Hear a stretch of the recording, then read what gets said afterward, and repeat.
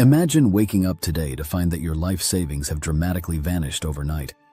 That's what millions faced during the 2008 financial meltdown, a crisis deeply crafted by hidden puppeteers pulling invisible strings. Now here's where it gets intriguing. Did you know that 5 major financial institutions orchestrated a large part of this chaos? They played a pivotal role in shaping the entire global economy to this day. These powerhouses weren't just any banks. We're talking about titans like Lehman Brothers and Bear Stearns, who designed financial instruments so complex they'd leave even economists scratching their heads. Derivatives, subprime mortgages, credit default swaps. Sound confusing? That's intentional. It's within this tangled jargon where the truth hides. They gambled everything, relying on risky loans and speculative derivatives, all while promising safety to investors.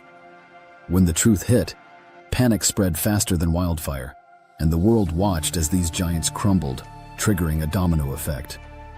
But who were the individuals behind these decisions? A select group of executives, leveraging loopholes, driven by greed and desperation, wielded more power than governments themselves.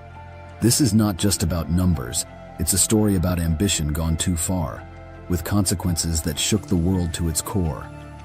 So, who were these financial architects wielding unchecked power? Think of Dick Gould, known as the Gorilla of Wall Street, the head honcho at Lehman Brothers. He aggressively pursued profits through mortgage-backed securities, believing he was building indestructible wealth.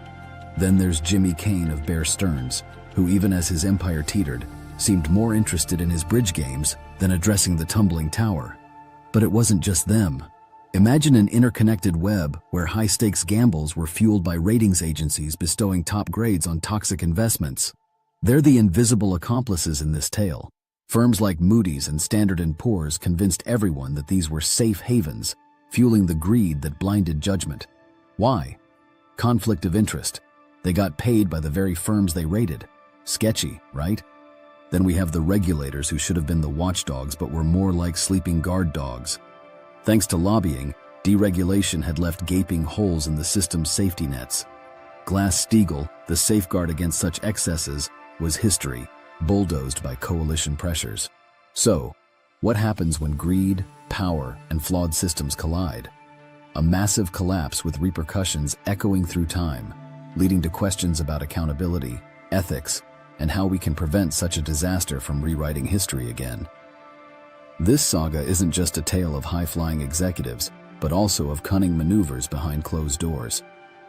Take, for instance, the infamous case of Goldman Sachs.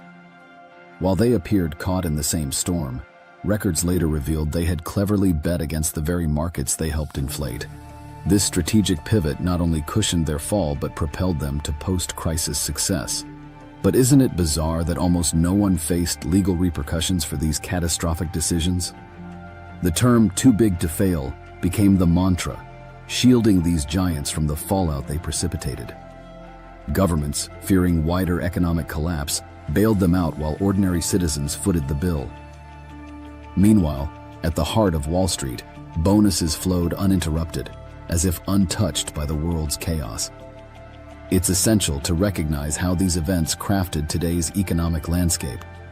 The shockwaves transformed regulations. Policies like Dodd-Frank emerged, aiming to strengthen oversight and transparency. Yet critics argue, are they enough? Can they withstand the ceaseless creativity of a financial sector, always seeking new ways to skirt regulation? Moreover, reflect on our role as informed citizens. Could awareness and demand for accountability prepare us better for future economic challenges?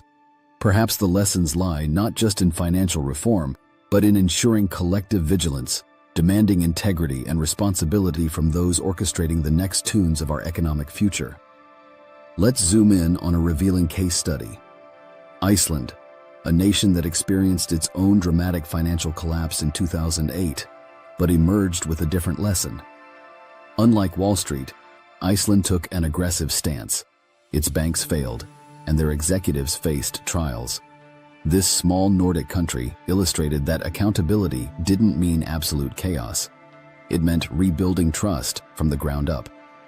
Now contrast this with the US, where despite legislative efforts, the financial sector continues to influence policy. Consider lobbying, the silent, relentless force that persists in diluting regulatory might, shaping laws in favor of enduring corporate interest. This synergy of power and politics isn't just an American story. It's a global challenge because financial markets know no borders. But here's an optimistic twist. The crisis also ignited innovation. It birthed the movement towards decentralized finance, cryptocurrencies and blockchain, promising a world less reliant on traditional banking giants. These technologies advocate increased transparency, efficiency, and equitable access. Yet, like any progress, this wave carries its own set of challenges and uncertainties. So what's the takeaway? As we navigate this post-crisis world, there's a clear mandate for collective engagement in shaping our financial systems. Whether through education, advocacy, or innovation, it's in our hands to demand accountability and foster resilience, ensuring the lessons of 2008 fuel a future where financial stability isn't just a hope, but a reality. In the aftermath of 2008, there's the undeniable power of public consciousness to shape change. Occupy Wall Street was just the beginning, a grassroots movement rising to say, "We are watching, we hold you accountable." This sentiment echoes within the fabric of new financial landscapes, being woven by socially conscious investors and businesses prioritizing sustainability. But here's a compelling layer: education as empowerment. Financial literacy has gained momentum, with communities across the globe advocating for knowledge that demystifies the complexities of economics. Understanding how money flows and the impact of financial decisions equips individuals to make informed choices that safeguard their futures. Meanwhile, alternative lending platforms like peer-to-peer and microloans offer a lifeline to those traditionally overlooked by mainstream banks, redistributing economic equity.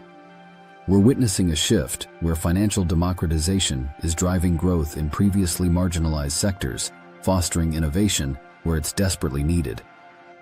The narrative of 2008 isn't just a story of collapse, it's also one of awakening. It's a beacon call reminding us of the power we hold collectively. When the forces of industry, governance, and society converge, they illuminate pathways where accountability and integrity aren't just ideals, but standards. In this ongoing journey, the script is clear. The future of finance is not just built by institutions, but by each one of us, vigilant and resolved to inspire an economy that truly works for the many, not the few. In wrapping up, the story of the 2008 financial crisis isn't just a cautionary tale of downfall, but a rich lesson in transformation and resilience. It shows us the far-reaching impact of unchecked greed and the profound potential of accountability and reform. From the ashes of disaster, we find new avenues of financial empowerment and responsible leadership emerging. Now here's your call to action. If you believe in shaping a future where the economy serves everyone, start by educating yourself and others about financial literacy. Insist on transparency and accountability in your community and support policies that aim for equity. Your voice and decisions are pivotal in crafting a stable, inclusive financial future. Remember, the power to shape change doesn't just lie in the hands of a few on Wall Street. It's with each one of us, determined to keep the lessons of 2008 alive in our efforts to foster a world where finance truly serves. Stay engaged, stay informed, and ensure that this story continues to inspire action and transformation for years to come.